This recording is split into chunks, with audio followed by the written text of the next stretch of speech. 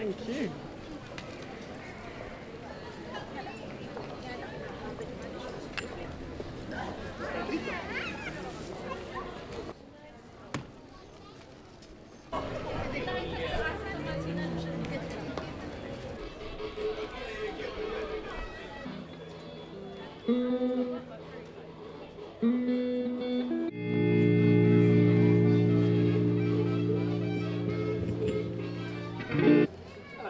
Thank you very much. Gnarly bread. Oh, you lost something. Mate, you lost. You've got an open rucksack. Yeah. Cheers, by the way. Alright. Don't think twice. It's alright. Okay, so, where did I first fall in love with music? It's quite a hard one. So I've always remembered kind of enjoying music. Now let me just give me a bit of time to think. Wow.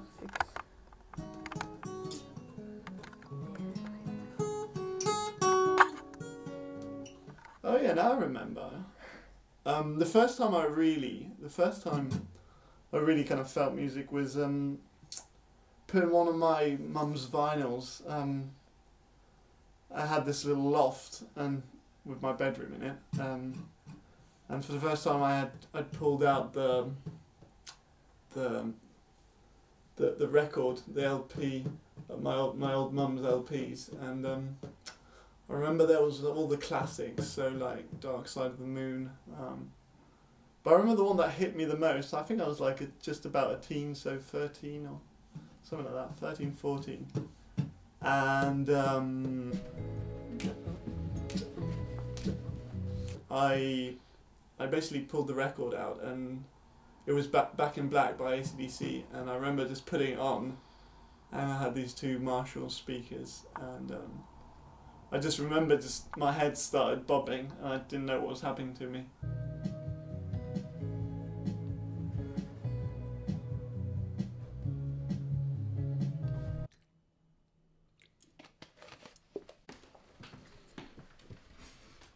Follow me. I'll take you to the land where all is created.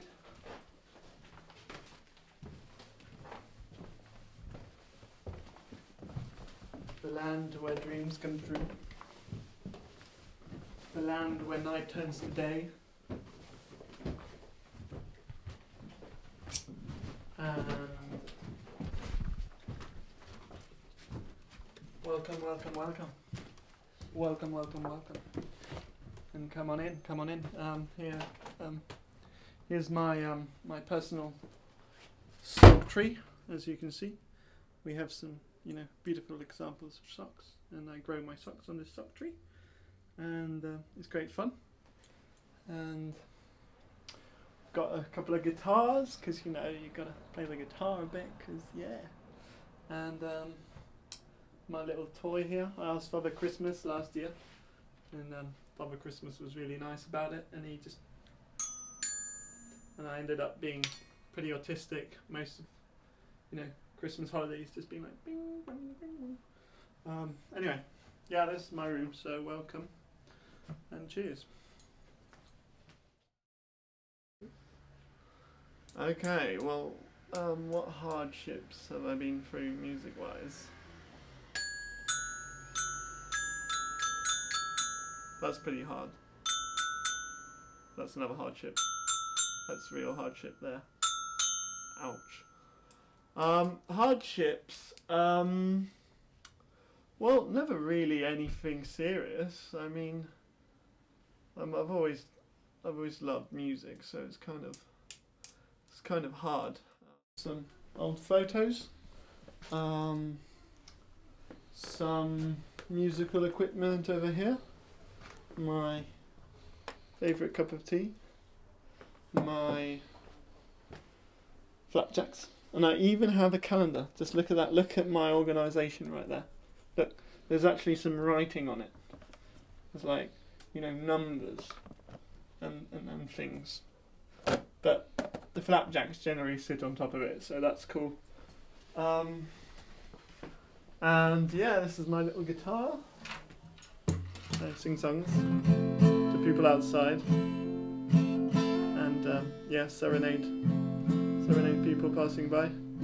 And this is pure British sunshine. You can actually feel it.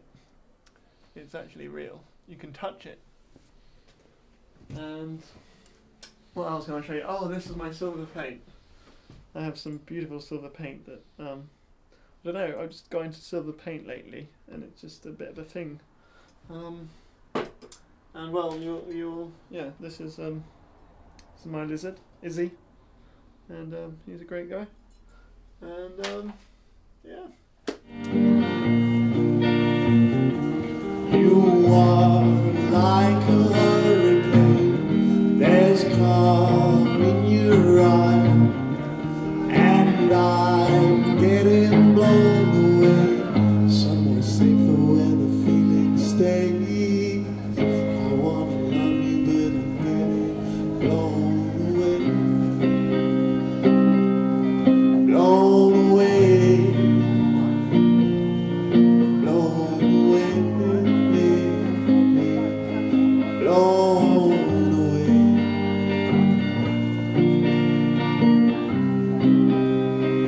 Thank you. I normally get a lot of ideas when I'm walking. I go for a walk and I don't know why. I think it's a kind of a body-mind thing, and I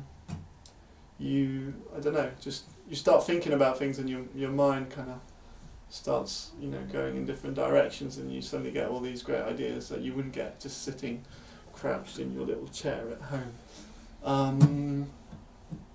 I get inspired by the world that surrounds me, and I feel like the more I do things, the more I get inspired. That's why lately I'm not very inspired because I haven't been doing much. But more you kind of get out there, and more you put yourself in the situations that you're not used to, the more your mind is kind of hit by these different impulses that you haven't had before, and that kind of creates a chain reaction, and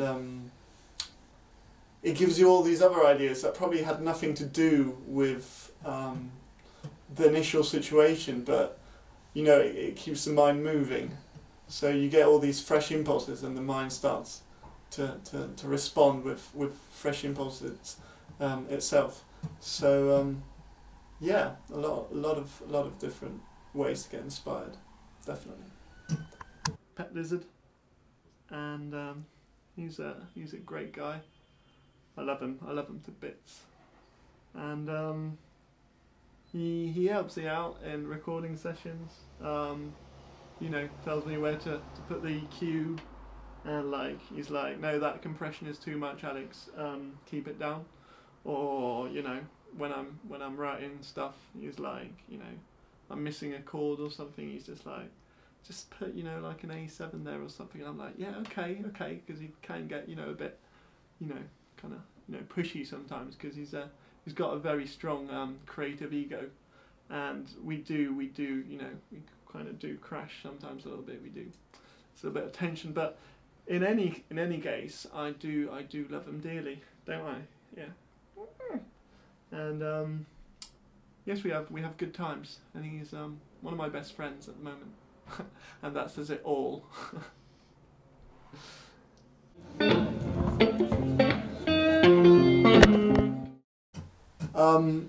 Yeah, I perfectly agree with people asking for money while busking. I don't know who or why someone would say that, you know, it's wrong to ask for money.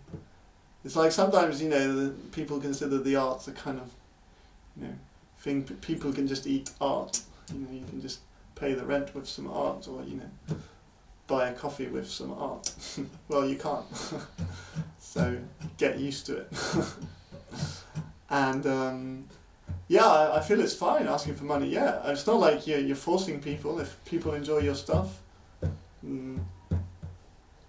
why not? You're just saying, hey, I'm putting out some good music. If you guys wanna you know, give something back, I would love to, you know, buy some food with this money, for example. And it's very kind of, you know, it's not forcing anyone to do anything. So, you know, it's a free world, and lots of people don't give any money. And yeah, I mean, I think there's this is kind of embedded in the culture that art's just a thing you do because you love it. And yeah, of course we do because we love it, but we also would like to live off it. And I think, you know, we're giving people pleasure, and a lot of things that cost money give people, you know, people pay a lot of money for pleasure. So alcohol, you know, you pay, you go to the theatre, you pay, you go to the cinema, you pay. So we're giving, you know, we're giving emotions to people, we're giving pleasure. So I think it's right that, you know, we get compensated in a way for that. Obviously we enjoy doing it, but as, you know, as many others in the creative industry, so yeah.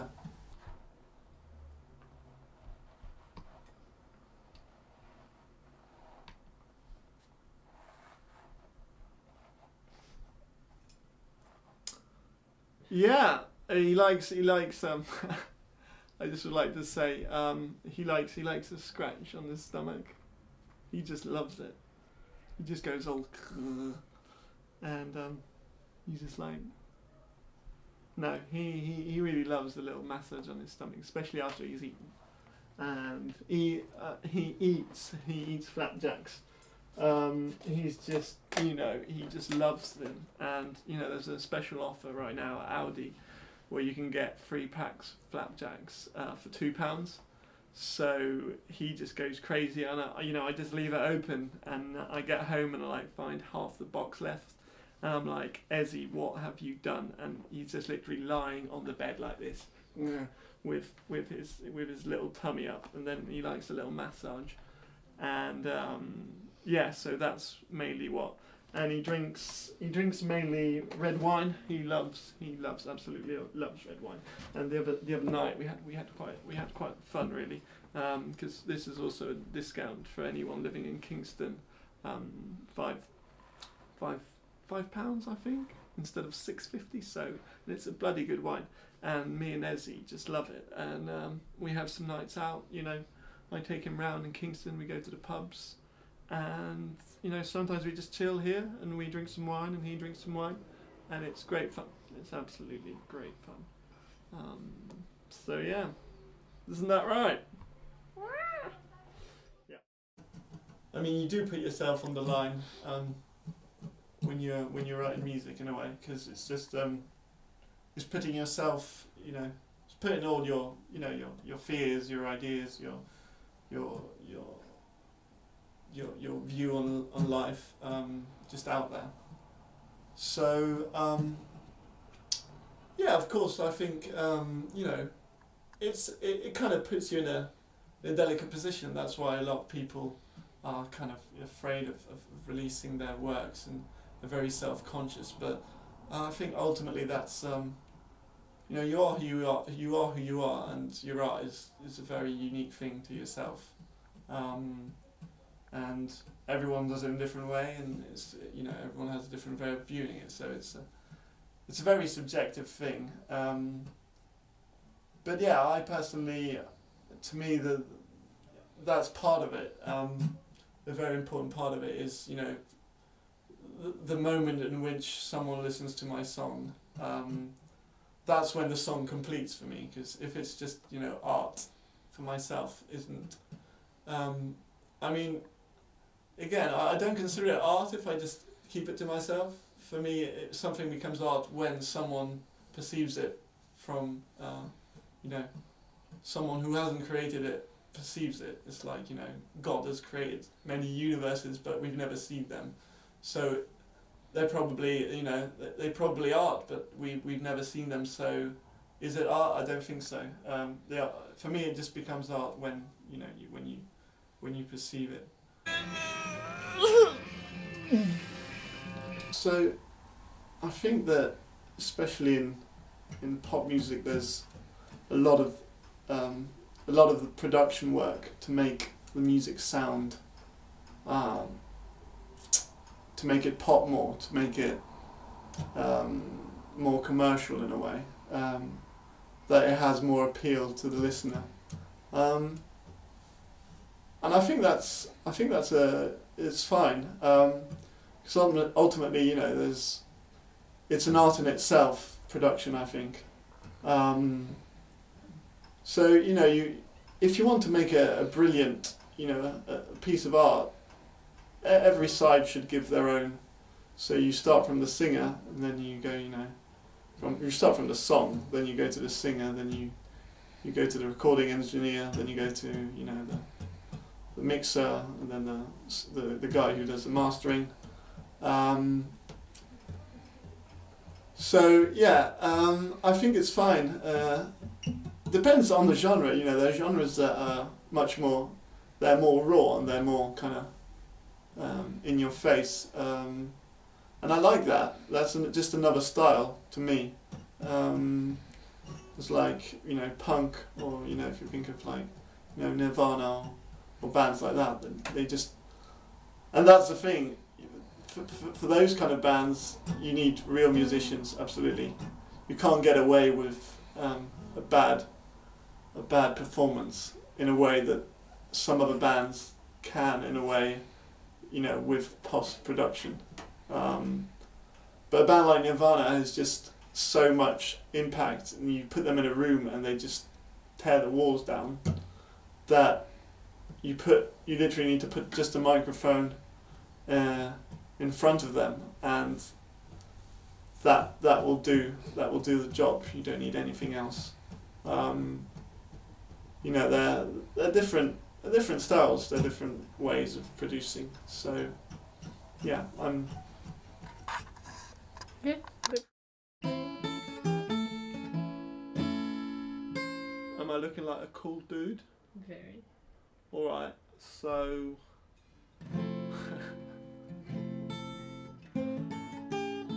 Rock and roll, mate.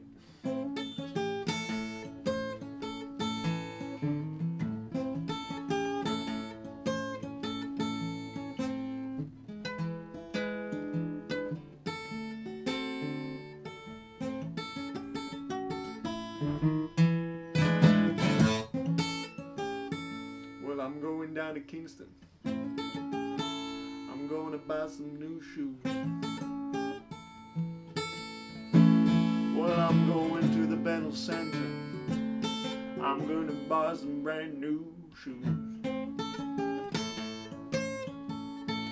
Well, I'm going to the Battle Center, 'cause I got the Kingston blues.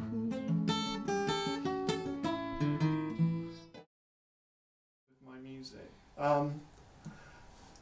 To be honest, I don't really have a specific message. I just want to bring people into different places. Just invite them into my mind for a couple of minutes. And the message is it's more about, you know, my kind of emotions and what I go through, and you know, I like a lot of I go from more happy music, like, to more upbeat, I would say, to more kind of bit more relaxed, sad and dreamy kind of stuff. And I think that's why people enjoy music, because it just takes them out of their normal realm, and, you know, they can identify in a way with these feelings that are very hard to explain in normal ways of normal life. It's very hard to explain some feelings that, you know, three or four chords can do in an amazing way by just playing them, and they can explain so many more things, just the music. Then if you add the words, you can. I lie, lie, lie, lie, lie, lie, lie, lie, lie.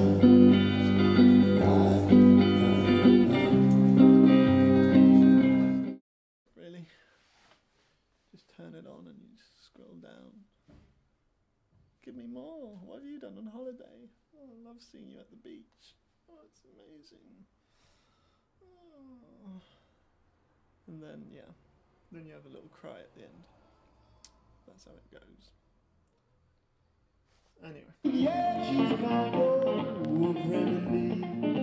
I got a woman this way every time. She's good to me. I got a woman this way over town. It's good to.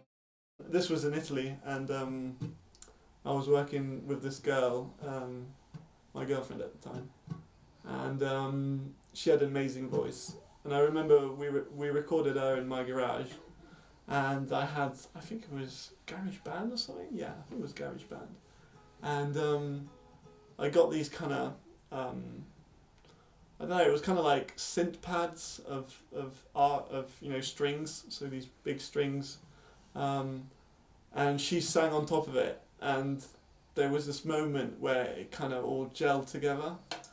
And I think that was my first high on creativity, like on musical creativity.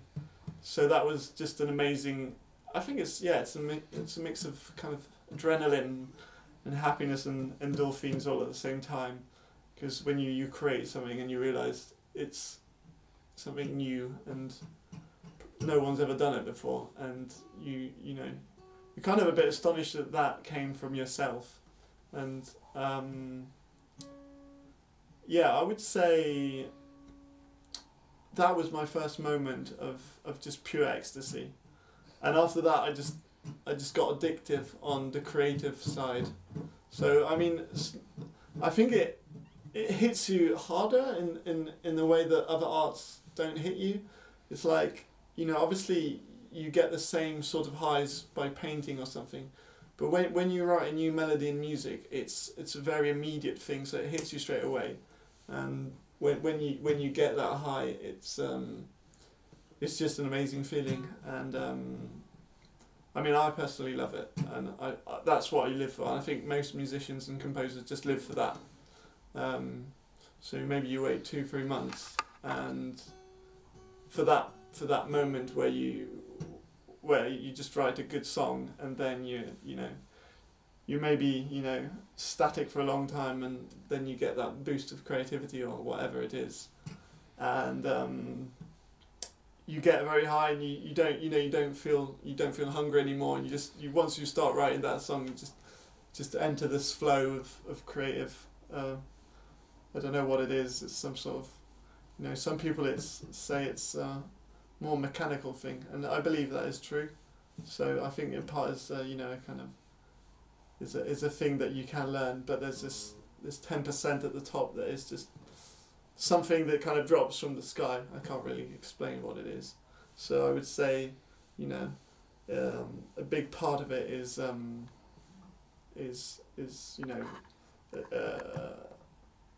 something you learn. And the last tip of it, the ultimate, is just, I don't know, creativity in its kind of more pure sense, more pure form, I guess.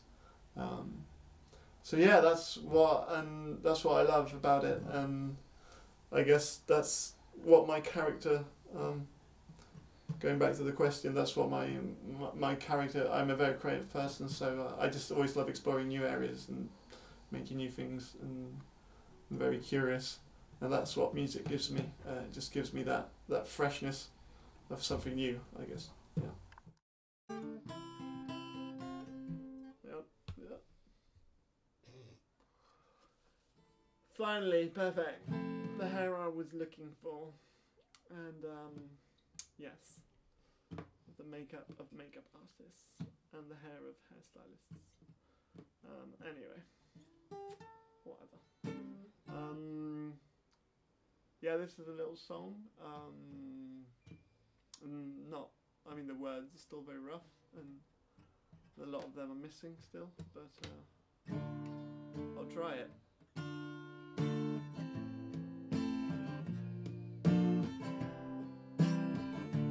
I dream of life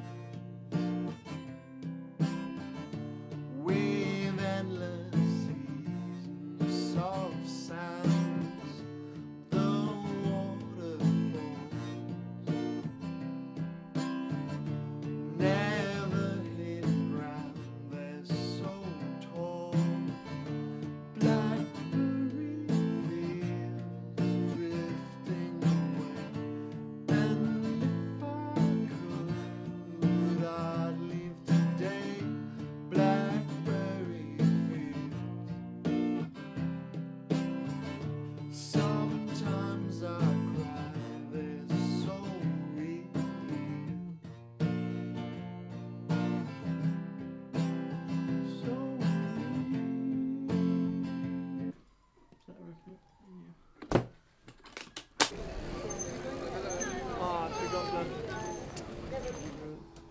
that, I start developing a bit of a, you know, a melodic line.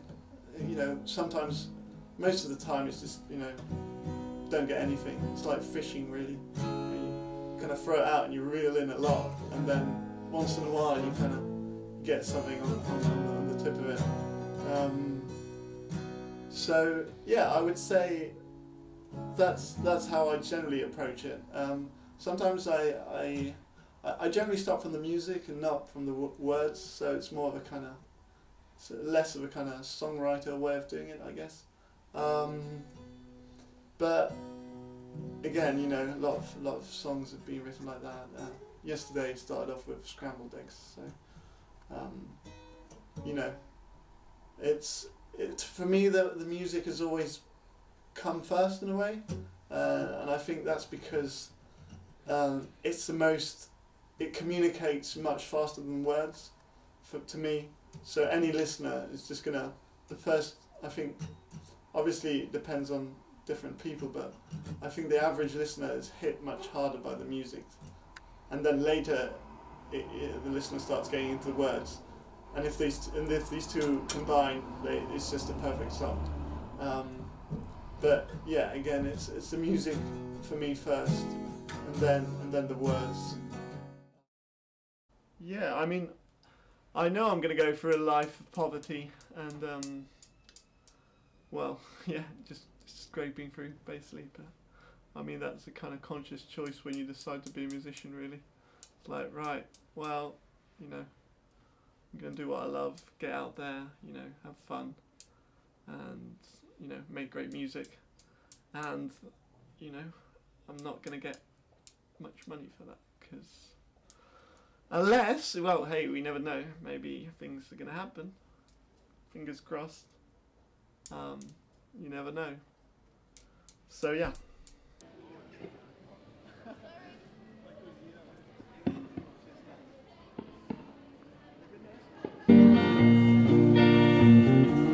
You are like a hurricane, there's calm in your eye, and I'm getting blown away, somewhere safer where the feeling stays.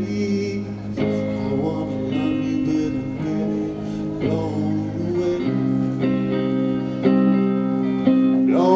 away, blown away,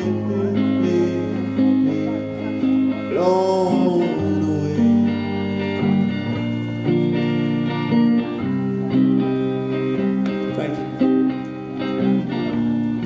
I like the street performance just because it's slightly more informal, and you can touch people that maybe don't even enjoy music or were having a really bad day, and you get across to people that wouldn't be coming to your concert, definitely. And that's quite magical in a way. You just, you know, just smile. It's just a smile of someone that you've never met or you don't know, that was just happened to walk by, and you just, maybe did a song they liked, maybe they liked your singing or your presence, and they just gave you a smile, and that's always great. Gotta missing, gotta go, New Jersey. Gotta go missing, gotta go, New Jersey. My blue, my brown bamboo, tutti frutti, oh, tutti frutti, tutti frutti,